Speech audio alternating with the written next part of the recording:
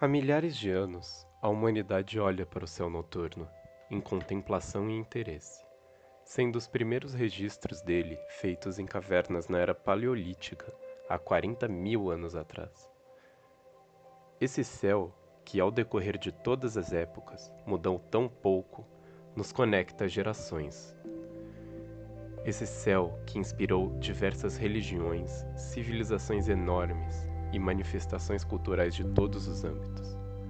Porém, nesse vídeo, abordarei brevemente as descobertas feitas a partir da observação empírica dessa grande tela de eventos cósmicos. E farei isso a partir dos avanços de nosso olhar, das ferramentas chamadas de lunetas e telescópios, que não são nada mais, nada menos que uma extensão de nossa visão.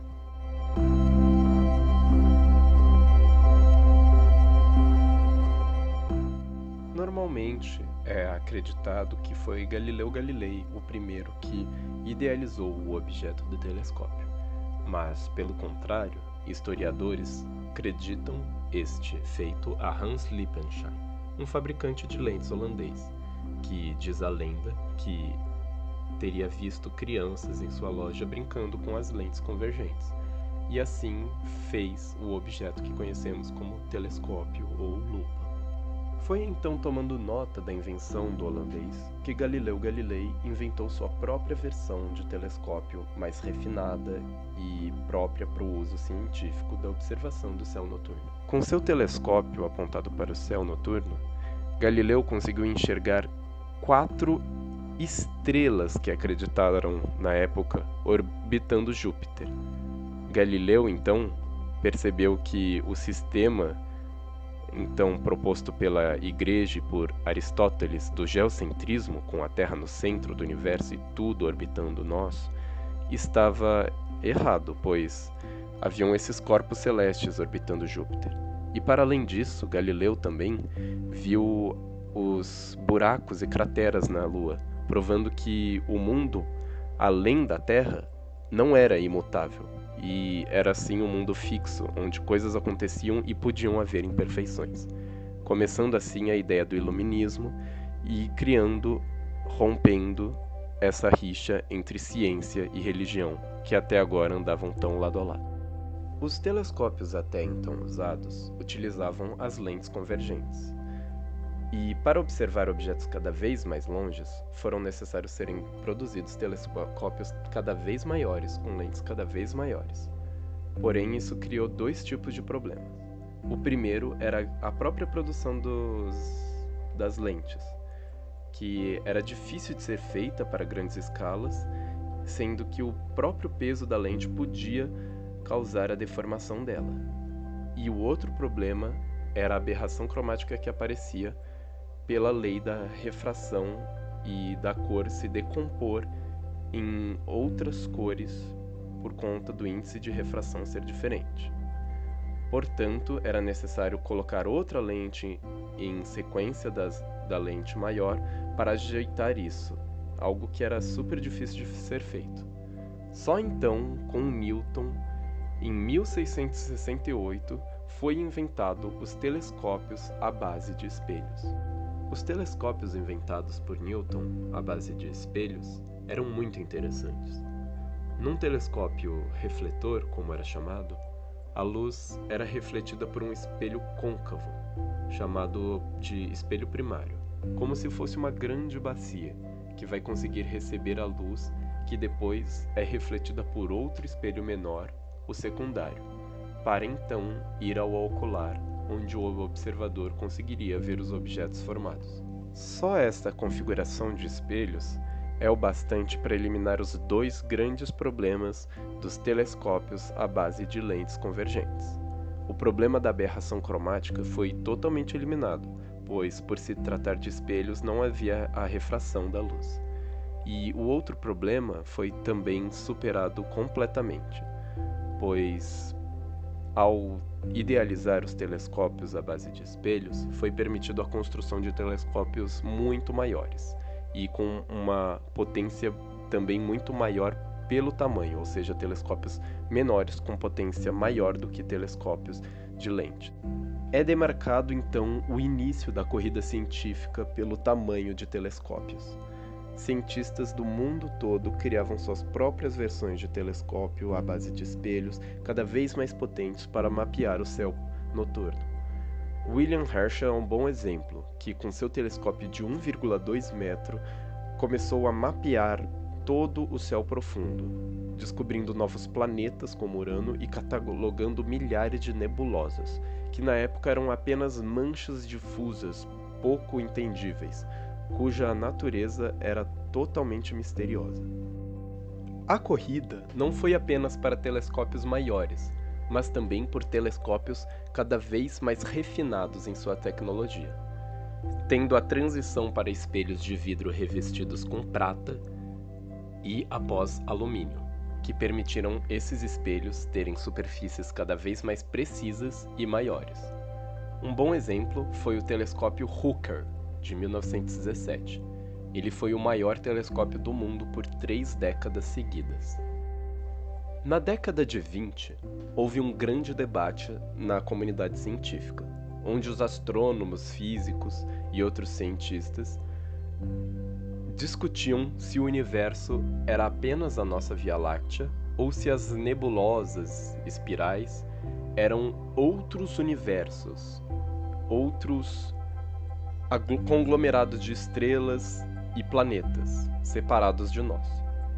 A resposta para essa pergunta foi trazida por Hubble em 1924, que, utilizando o telescópio Hooker lá no Monte Winston, ele identificou uma estrela variável cefeida na nebulosa de Andrômeda e, medindo seu brilho e com base no trabalho de Henrietta Leavitt, que foi uma matemática muito importante, ele calculou uma distância colossal, provando que Andrômeda era uma galáxia independente, a milhões de anos-luz de distância.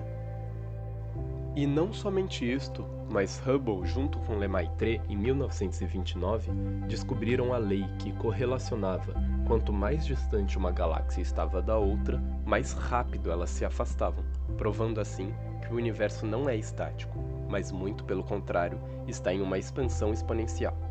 Einstein, que naquela época havia reformado sua equação gravitacional, por conta de sua equação ter acabado em um universo não estático, e ele tinha adicionado uma constante cosmológica em sua equação, lambda, teve que voltar atrás com sua correção, pois Hubble, junto com Lemaitre, havia acabado de provar que o universo estava sim em expansão, e a equação original de Einstein estava correta. Portanto, esta descoberta colocou em xeque esta reforma na equação de Einstein, assim impressionando toda a humanidade e comunidade científica.